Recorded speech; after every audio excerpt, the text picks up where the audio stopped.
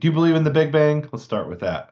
My first book is called Genesis and the Big Bang. There you go. The All Big right. Bang is when I said the Big Bang is the best news for God since Moses came down from Sinai. If you're a Christian, you can say Jesus also. But as a Jew, I say the Big Bang is the best news for God since Moses came down from Sinai. The Big Bang is just another way of saying there was a creation to our world, which was big news 40, 50 years ago, because 100 years ago, the universe was considered to be eternal.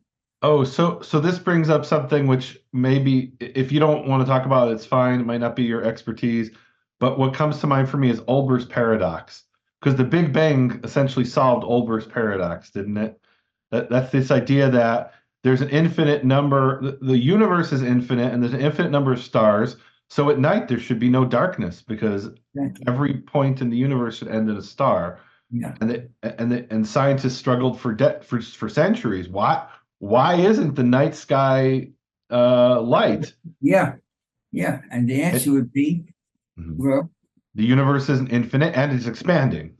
yeah, it had a beginning, and that's it. If it was infinite in extent and infinitely old, Yeah, the night would be bright. right. Yeah, yeah. So it actually solved the problem that had been in science or Western thought going back to the But Greeks even. there's for such strong data now that there was a Yeah. creation that it's just one of the founders of Robert Jasper, one of the founders of NASA, which was Mhm. the beginning of the Goddard Space Agency that became NASA. They bled together. And he was one of the Mhm. founders. Writes he writes that it's a wonderful piece of literature. I have actually a copy of the original. It was in a newspaper article back. When was he? It must go back at least 40 years. And he writes, the story ends like a bad dream. We scientists have climbed the mountain of ignorance. As we finally pull ourselves over the final rock, we're greeted by a band of theologians that have been sitting there for centuries. Well, and the term Big Bang originally was to mock the concept, if I remember correctly, Yeah, right? Fred Hoyle on the Yeah, BBC in the 1950s. Yeah, right. Like yeah, they think it's the Big because Bang. it implied God, right? Like there's a creation. So you made a statement when we were talking about the flood that you don't know of any data that support a flood. So am I right that it seems like your approach is you look at what the scientific data are and then you try to see how it fits in with the Bible and along with historical Jewish interpretation. Would you say that's your I would approach? say that, and I'm saying if it doesn't match and it's significant, it means you just haven't found the data. But if it conflicts, as an example, that until the mid 1950s, I think it was like 50, we said that the universe is eternal, I would say the science is wrong. The Bible has a tremendously good track record of being correct. So if you're looking for invocation of God in the world, there are many. I mean, the description, just try to look at the chemistry of how you remember anything. I just was working it before we got on the Zoom. It makes the complexity is it's frightening, and it's all going on right in here. So you're saying that the complexity of the human brain and of life couldn't just be accidental? Is that kind of what you're saying? Yeah, and I don't think climbing is like these arguments that are used, like talking to you, climbing the mountain of it, that step by step. If the complexity exceeds what would normally develop over time in many people's opinion who have studied the complexity in really great depth.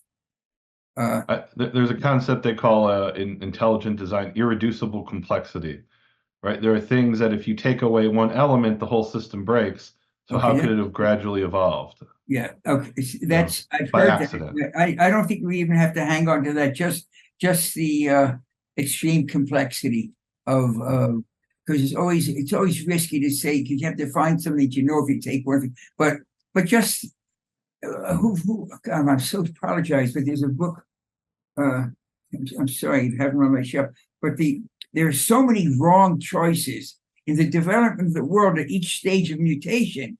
There are there's like a million wrong choices and one or two that will work to make things go forward in a way that will allow for the complexity to develop towards life.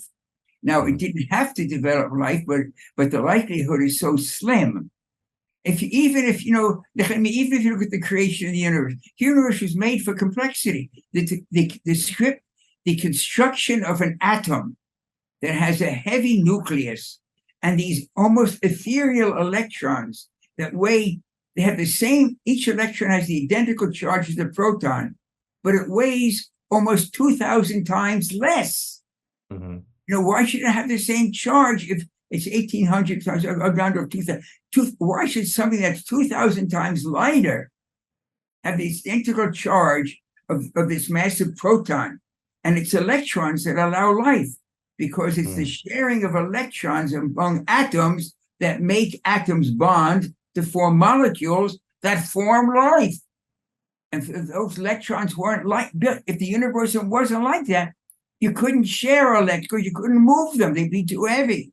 So you're saying even the rules of physics are so unlikely to create the elegant world in which we live that has to be divine intervention? Is that and Scientific American a few years ago, which is totally very highly materialistic, said this is another proof that there must be an infinite number of universes. Right. And we just happen to live in the one where everything is elegant and works out. Yeah.